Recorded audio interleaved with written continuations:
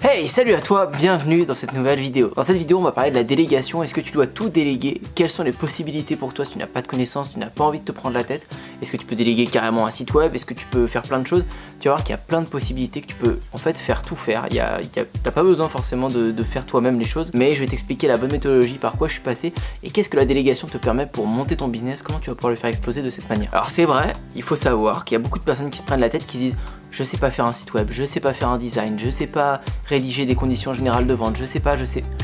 Tout est possible à déléguer pour 5 euros, 10 euros, 30 euros de petites sommes sur un site comme Fiverr, comme 5euros.com ou d'autres. Moi j'utilise beaucoup Fiverr. Mais tout est délégable, que ce soit la gestion de vos réseaux sociaux, les campagnes, tout, la création de boutique, tout est délégable. Mais alors il faut pas l'utiliser n'importe comment non plus. Et je vais t'expliquer par quoi je suis passé, est-ce qu'aujourd'hui je délègue des choses ou pas. Personnellement, ça a toujours été très dur pour moi de déléguer parce que, je sais pas si ça vous a déjà fait ça vous, mais moi quand je fais quelque chose, j'ai toujours l'impression que si je le délègue à quelqu'un, il va moins bien le faire que moi. Et des fois il faut accepter même que quelqu'un fasse moins bien les choses que vous, mais que ça puisse vous dégager du temps pour faire des choses qui sont plus productives et plus percutantes pour votre business. Et ça, cette transition, elle n'est pas facile à faire parce qu'on a envie de toujours tout gérer, mais c'est pas un bon choix stratégique pour faire évoluer cette entreprise parce que vous allez vite plafonner.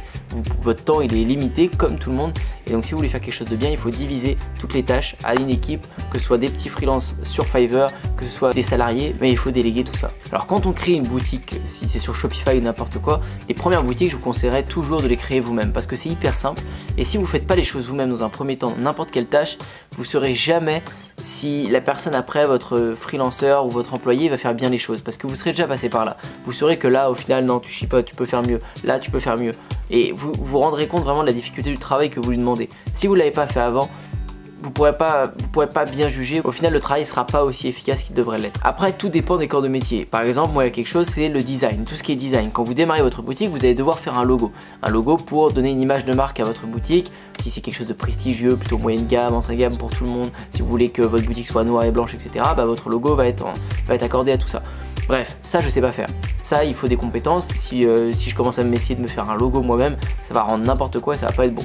Ça, ok, faut le déléguer. Mais tout ce qui va être après la création de boutique qui est accessible à tout le monde, faire des publicités, c'est accessible pour tout le monde, etc. Ça, vous devez d'abord le faire vous-même pour ensuite le déléguer et donner les bonnes instructions à la personne. Mon conseil finalement, c'est le même que le dropshipping quand vous allez évoluer. Au tout début, quand vous faites votre boutique, quand vous créez votre business en ligne, vous devez tout faire vous-même et vous devez dépenser le moins possible et faire les choses un peu à l'arrache. Effectivement, faire les choses à l'arrache. C'est-à-dire on va laisser des longs délais de livraison parce qu'on va commander sur AliExpress et on va pas avoir de délai court, on va pas faire de packaging au début parce qu'on sait pas si notre produit va se vendre, ça sert à rien de faire un packaging. On va tout faire nous-mêmes parce que ça sert à rien de payer des freelanceurs, des salariés, alors qu'on sait même pas si notre boutique elle va marcher, si on sait même pas si on va se mettre dans cette niche, on sait rien. Donc d'abord faites tout vous-même. Dès que vous avez un semblant de résultat, que ça commence à prendre, commencez à déléguer les tâches qui, c'est ok, elles commencent à fonctionner, vous pouvez les déléguer. J'en sais rien, si vous commencez à avoir des commandes régulières, vous avez 10 commandes par jour, bah vous allez peut-être pouvoir passer les commandes, le suivi de commandes, le support des commandes, vous allez pouvoir le déléguer. Vous allez prendre une personne qui va cliquer sur le bouton valider les commandes tous les jours, qui va aller répondre aux éventuels retours clients, des personnes qui s'inquiètent de ne pas recevoir leur colis, etc. Cette personne va gérer tout ça. Vous, tout ce temps-là, les heures que vous n'allez pas passer là à passer les commandes et à gérer le support, vous allez pouvoir les passer à améliorer vos publicités, chercher de nouveaux produits, aller chercher de nouvelles offres, de nouvelles stratégies marketing, ce qui va vous faire monter votre business. Et vous n'allez pas stagner à répondre à tous les gens, et en plus ça prend de l'énergie de répondre à tous les gens, de voir ce qui se passe, etc. Donc ça, il faut le déléguer dans un premier temps.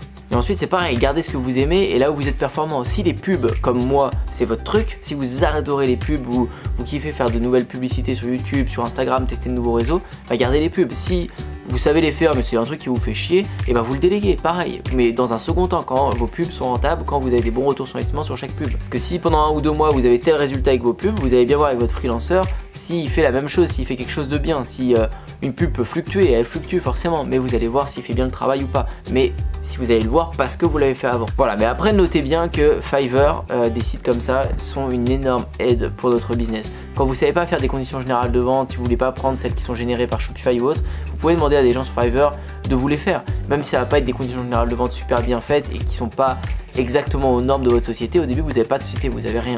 Donc ça vous permet d'avoir des choses quand même un minimum conformes quoi. Une fois que tout est bien lancé et que votre entreprise commence à être faite, bien sûr il faudra faire rédiger ça par des comptables, par un service juridique ou plein d'autres choses qui vont permettre de faire quelque chose de scellé avec votre entreprise. En gros c'est les règles du jeu de votre entreprise, tout ça accordé avec la loi bien sûr. Mais tout ça ça se fait dans un second temps, encore une fois, c'est quand ça commence à marcher. Après je connais aussi un autre type de personnes, des personnes souvent que j'ai rencontrées qui étaient plus âgées, qui ont pas du tout envie de se prendre la tête à apprendre par eux-mêmes sur Shopify, qui ont un peu d'argent et qui préfèrent payer des gens, des prestataires pour qu'ils le fassent tout de suite pour eux, qui mettent tout en place. Eux ils se concentrent éventuellement sur la stratégie marketing, chercher les produits, mais pas du tout envie de se mettre dans l'ordinateur, les techniques, etc. Je le comprends, et dans ce cas là vous pouvez aller voir sur Fiverr. Dans ce cas là on peut aller sur Fiverr et là vous tapez création de site web, prestation de création de site web, j'en sais rien, et vous allez trouver des prestataires qui vous proposent des prix. Ça va de tous les prix, vous avez des trucs à 30 €, 80 €, 100 €, vous pouvez trouver des trucs bien plus chers. Et là, la personne va vous faire votre site web, il vous met le temps, etc. Vous pouvez ajouter des options avec lui, ce que vous voulez. Vous pouvez lui dire comment vous voulez qu'il rédige les pages de description, comment s'il doit mettre des avis ou pas, etc.